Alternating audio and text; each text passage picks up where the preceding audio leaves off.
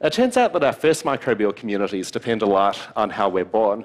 So babies that come out the regular way, all of their microbes basically look like the vaginal community, whereas babies that are delivered by C-section, all of their microbes instead look like skin. And this might be associated with some of the differences in health associated with caesarean birth, such as more asthma, more allergies, even more obesity, all of which have been linked to microbes now. And when you think about it, until recently, every surviving mammal had been delivered via the birth canal. And so the lack of those protective microbes that we've co-evolved with might be really important for a lot of these different conditions that we now know involve the microbiome.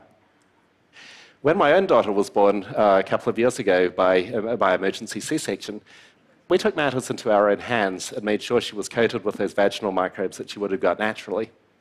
Now, it's really difficult to tell whether this has had an effect on her health specifically, right? With a sample size of just one child, no matter how much we love her, you don't really have enough of a sample size to figure out what happens on average. But at 2 years old, she hasn't had an ear infection yet, so we're keeping our fingers crossed on that one. And what's more, we're starting to do clinical trials with more children to figure out whether this has a protective effect generally.